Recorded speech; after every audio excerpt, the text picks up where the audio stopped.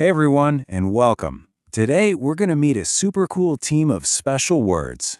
Seriously, think of them like super helpers that are going to make speaking English way easier and a lot more fun. You right? Let's jump right in. Okay, let me ask you something. Do you ever get tired of saying someone's name over and over and over again? Like, imagine saying, Rahul said Rahul is hungry, so Rahul wants to eat. Phew. It sounds kind of funny, right? A little bit clunky? So how do we fix this? Well, check this out. On the before side, we have Rahul and I play cricket, Rahul and I have fun. See, we said Rahul and I twice. But now, look at the after side. We swapped out that second Rahul and I for just one little magic word, we. Rahul and I play cricket, we have fun. See, so much shorter, so much faster. It just sounds better. Guess what? There is a better way, and that's where our heroes come in. Let's meet the pronouns. These are our super helpers. They're like special agents that jump in and take the place of a name so we don't have to say it again and again. It's time to meet the whole team. Okay, so what is a pronoun really? It's actually super simple. A pronoun is just a special word we use instead of a naming word. You know, a noun. So instead of always saying Rahul or Seema or the cat, we can just pop in one of these super helpers. Easy, right? All right, first up, let's meet the helper for the most important person in the world. You. Our very first super helper is the word I. Yep, that's the one you use anytime you're talking about yourself. So you might say, I am a Veena player, or maybe I love playing cricket. And hey, here's a super important rule you've got to remember. The word I is always a big capital letter. Always. It doesn't matter if it's at the start of a sentence or in the middle, it's always capital I. Okay, cool. So that's how you talk about yourself. But what about talking about other people, like your friends?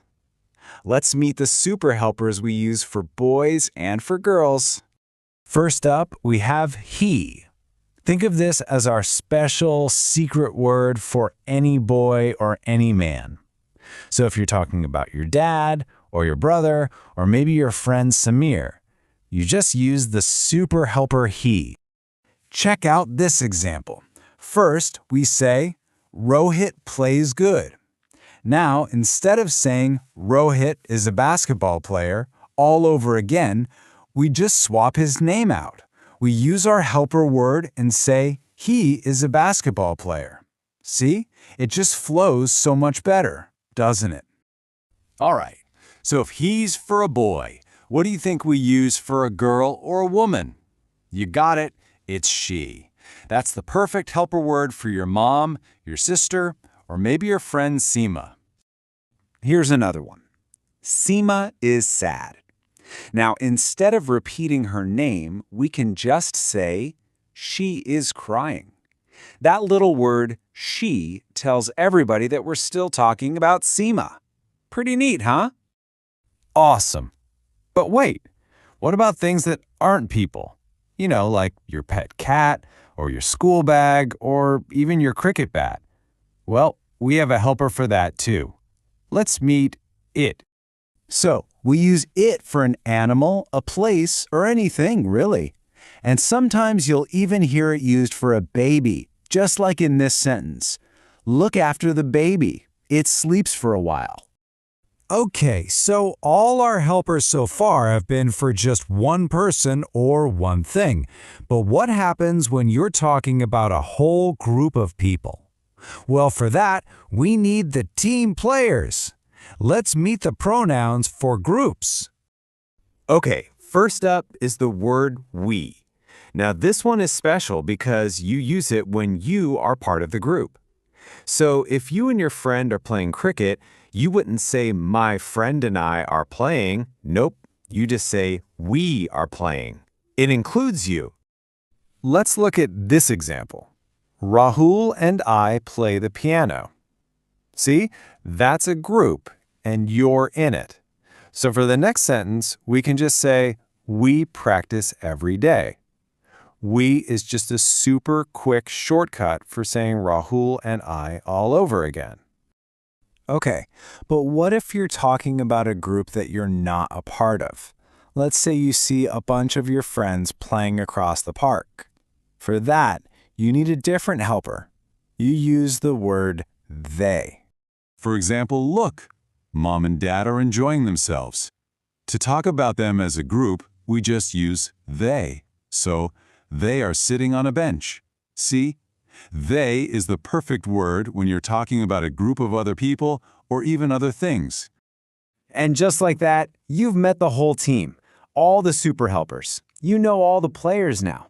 So guess what? It's your turn to be the coach. Let's see if you can put them in the game. You ready for a little quiz? Let's do it. All right, Coach. First question. Take a look at this picture of Samir. He's playing cricket. So the question is, what is Samir doing? Take a second. Which super helper should we use for Samir? Got your answer? The answer is, he is playing cricket. Yes! If you said he, you are absolutely right. Great job! Since Samir is a boy, we use he.